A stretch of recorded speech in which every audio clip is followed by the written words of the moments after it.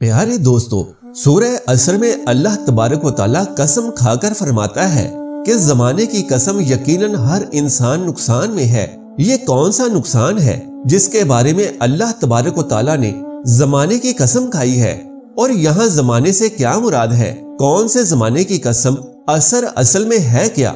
यहाँ नुकसान का मतलब वो नुकसान नहीं जो हम आम तौर पर इस्तेमाल करते हैं, बल्कि ये नुकसान दरअसल उस बड़ी तबाही का नुकसान है जिसके बारे में अल्लाह तबारक व तआला ने कसम खाई कि सिवाय उन लोगों के जो नेक अमाल करते हैं, उनके अलावा हर इंसान के लिए तबाही है। वो तबाही जिसके बारे में इंसान ने खुद को नाइल्म रखा हुआ है। प्यारे दोस्तों, सूरह अल असर कुरान करीम की तरतीब के लिहाज से 103 नंबर सूरत है। ये नाम सूरत की पहली आयत के लफ्ज अल असर से माखूज है। ये सूरह जामे और मुख्तसर कलाम का बेमिसाल नमूना है। इसके अंदर चंद अल्फाज में मानी की एक दुनिया भर दी गई है। इसमें बिल्कुल दो टोक तरीके से बता दिया गया है कि इंसान की फलाह का रास्ता कौन सा है और उसकी तबाही और बर्बादी का रास्ता कौन सा है।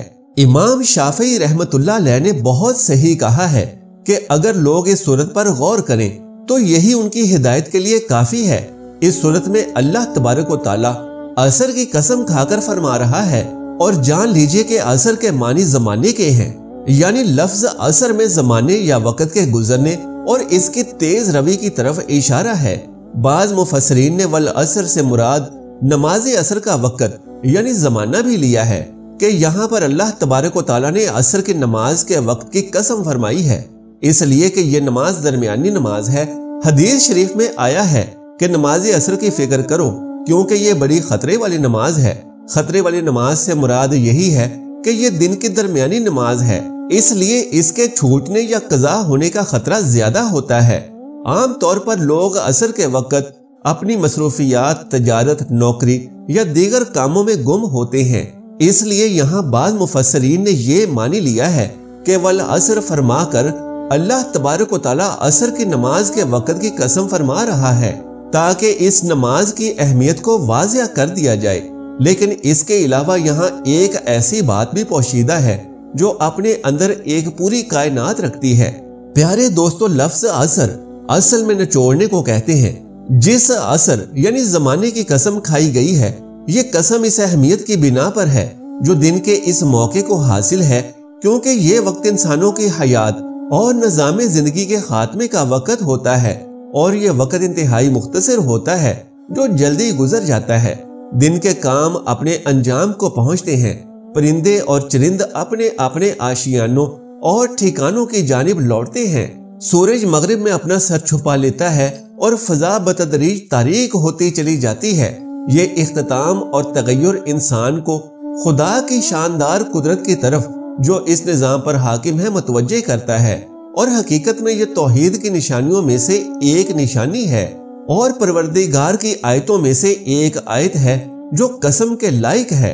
इस सूरत की पहली आयत में अल्लाह तबारक व तआला इंसान को जमाने यानी वक्त की अहमियत का बता रहा है कि वो लोग नुकसान में हैं जो वक्त को नहीं समझते, क्योंकि वक्त एक ऐसी चीज है जो गुजर जाती है और वापस नहीं आती।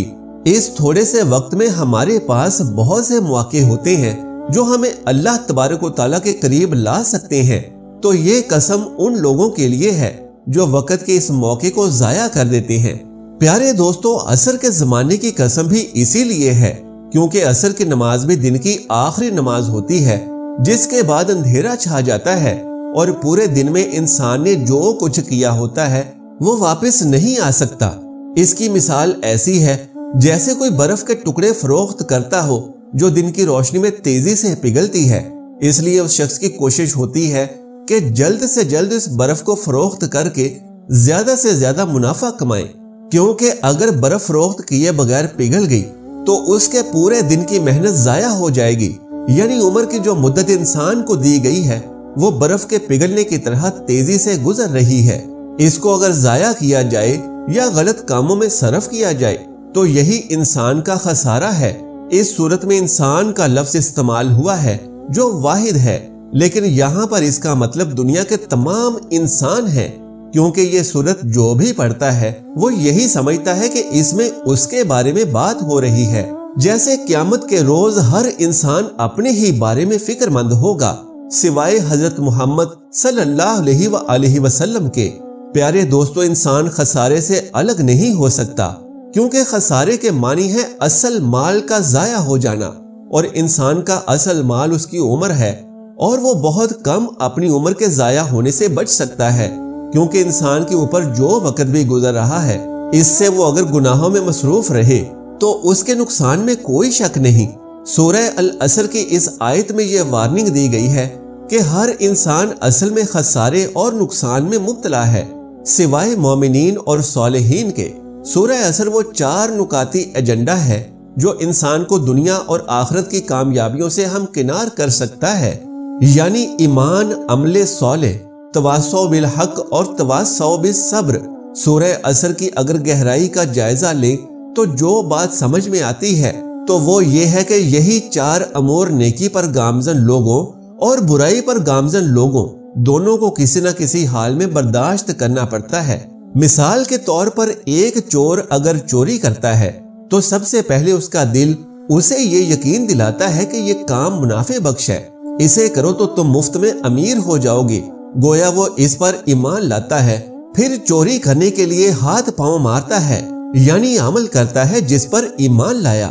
پھر جب وہ چوری کرنے میں کامیاب ہو جاتا ہے تو اپنے جیسے لوگ ڈھونڈتا ہے، ان کو اس کام کی طرف مائل کرنے کے لیے دلائل دیتا ہے، یعنی تواصو بالحق کی شرط پر عمل درآمد کرتا ہے۔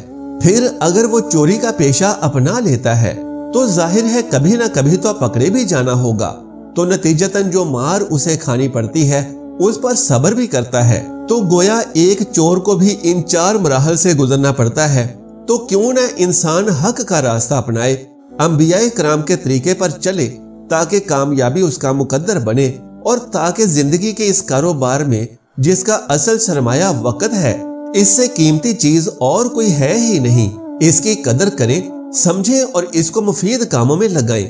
سورہ العصر کا یہی پیغام ہے جس پر غور کر کے انسان کامیاب ہو سکتا ہے۔ اللہ تبارک و تعالیٰ سے دعا ہے کہ ہمیں نیکی کی بات کو سننے، سمجھنے اور اس پر عمل کرنے، یعنی نیک اعمال کرنے اور گناہوں سے بچنے کی طاقت و توفیق عطا فرمائے، آمین یا رب العالمین۔ محترم ناظرین، اگر آپ کو میری آج کی یہ معلوماتی ویڈیو پسند آئی ہو تو اسے لائک اور شیئر کر دیجئے، اور میرے اسلامی و اصلاحی چینل کو سبسکرائب کر لیجئے۔ جزاک اللہ خیرن کثیرا۔ اللہ ہم سب کا حامی و ناصر ہو۔